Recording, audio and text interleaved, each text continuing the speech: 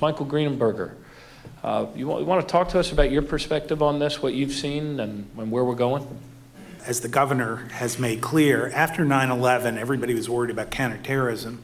After Hurricane Katrina, everybody was worried about emergency response to catastrophic natural conditions. What we are seeing is that the apparatus we're putting in place to identify situational awareness, where there's no energy, where people are reporting high levels of sickness, and the state has been terrific at this. It enables us not only to deal with catastrophic events, but as the police officers have reported today, it enables us to deal effectively with day-to-day crime that the community's experiencing. I, just in a macro sense, want to say that I, this morning for the first time, read Maryland Homeland Security Accomplishments, which I think was put together by Andy Lawlin, who we've been working with since you were mayor. And I read through this and I knew every single thing that had been done, but I never saw it put in one place. It is lengthy, it is eye-opening, and in an era where we have healthcare.gov that does not work, to see what the state has done in the last year is very uplifting. Maybe you've suggested this to the president, but maybe he should have a United States stat, like you had a city stat and a state stat, because the website would have shown up months ago. Right.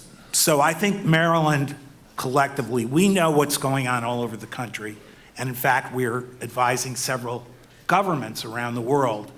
And given the scope of the things that have been done, maybe some states, maybe some countries have done one of these things better, but nobody, there isn't a jurisdiction in the United States that's been able to assemble this broad scale accomplishments. Were we to have better revenue streams, and the fact that this was done during a recession is remarkable, but you know, those who don't want to pay their fair share of taxes think they live in gated communities, but gated communities get flooded, gated communities have pandemics, and we need to have those who can afford it contribute to these efforts, and that would make these efforts so much more effective.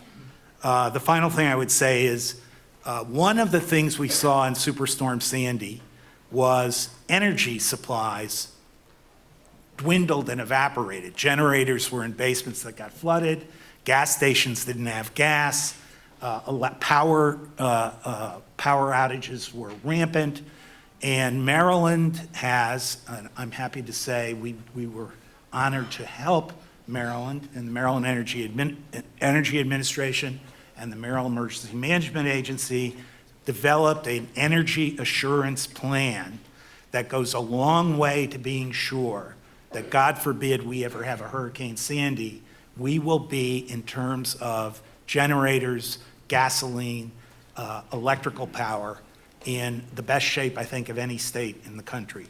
So I think we've made tremendous strides. There are things we can do better, but this has been quite a run. Michael, thank you.